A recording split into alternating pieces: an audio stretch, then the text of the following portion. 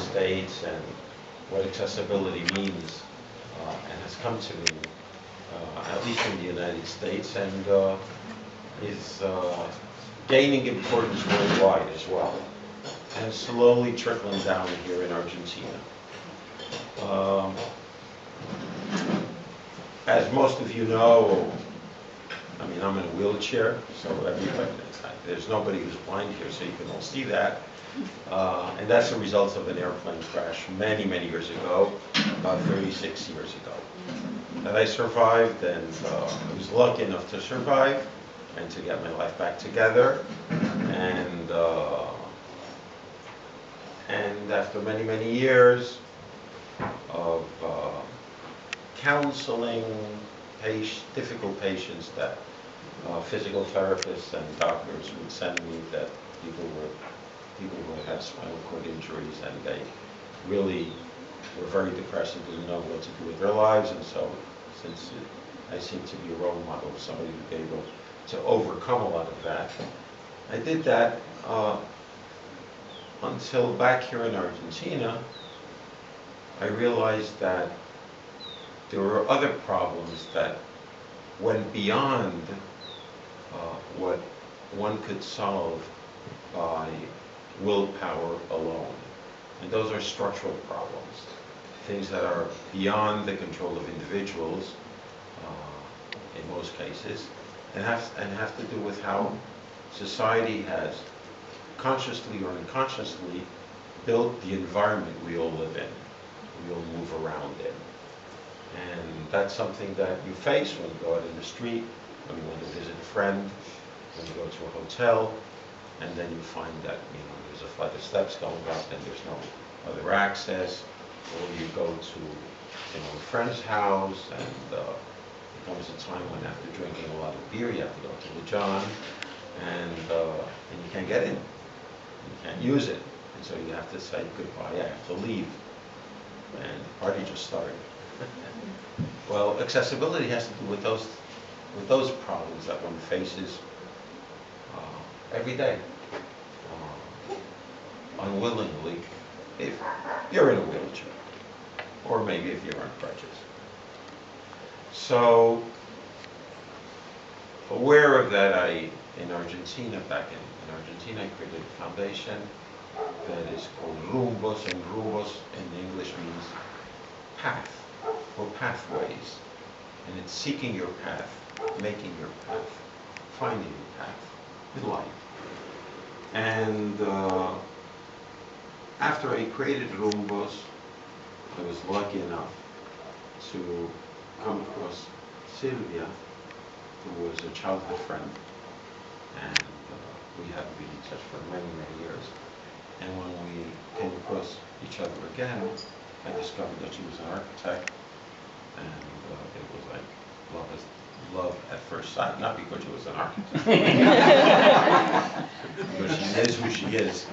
And but I told her, I've got a problem, and there are a lot of other people here in Argentina, Buenos Aires, who have a problem, and you're an architect, why don't you look into it?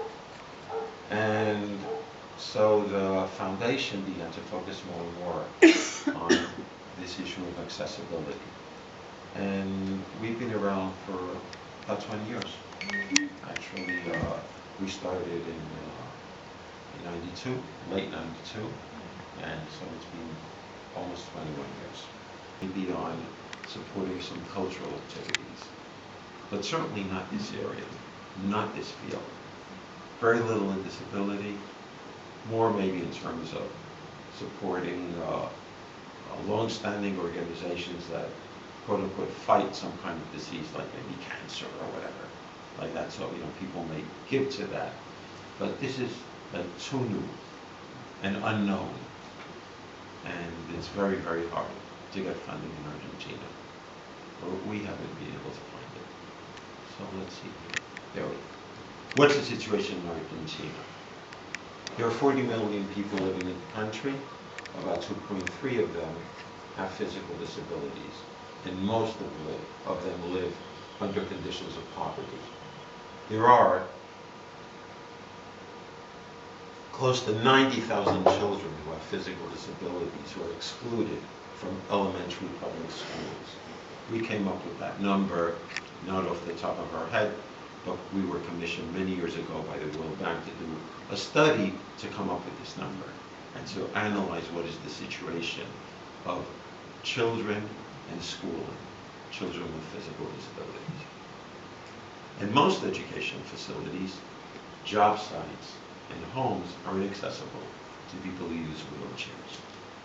National and city governments do a lousy job of implementing very, very good legislation.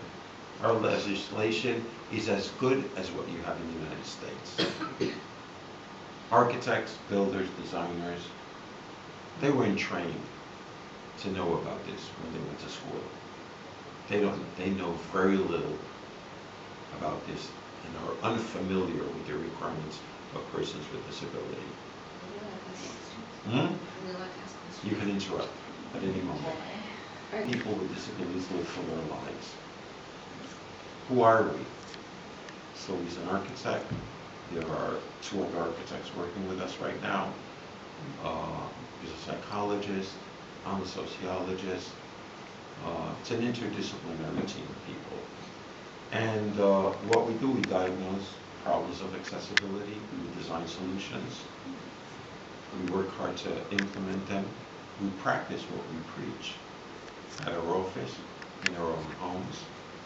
And we advocate that government implement the legislation that is enforced. Eduardo, when you say practice what you preach, in your office you've got about 10 people working. How many are with disabilities? 3, and 1 is the mother of a child with disability. Solutions that take into account the disabled as users. And what we do here is something that's done in marketing, applying new product development discipline to solving disabled persons' needs. That's just interesting because it's uncommon for design professionals, for architects, to consult with the end user in terms of what solutions they may need. Architects generally think that they know what everybody else needs. And as true, I cook, a lot of the people here I'm sure cook, and there are a lot of kitchens that we use that aren't designed to cook. And architects, if they don't cook, they don't know how to design kitchens. So it's as simple as that. So we say, okay, who's the expert? The user. Who has to be consulted? The user. So it's a constant dialogue with them. And what we do is something unique. There isn't another NGO in Argentina or any government agency that has this approach, because everybody thinks that they know best. They don't consult the end user. We do that. For whom? Well, we focus on trying to provide accessibility to the estimated 2.3 million people with physical disabilities across the country. Obviously, we can't provide solutions to all of them, but we do this by trying to impact on public policy, on the one hand, by trying to impact on what is taught at the universities, at the technical trade schools, and by trying to impact government in terms of providing guidelines, or what we did in the Buenos Aires City Legislature, getting a law passed that forces design professionals to build accessible housing, accessible office space, etc.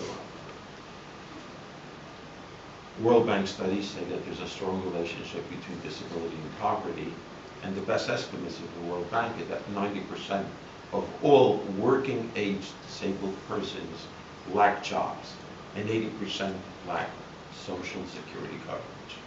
Those are big numbers. Those are very big numbers. So we aim to serve those in most need. How do we do that? School access for shantytown kids. In the city of Buenos Aires, there are several shanty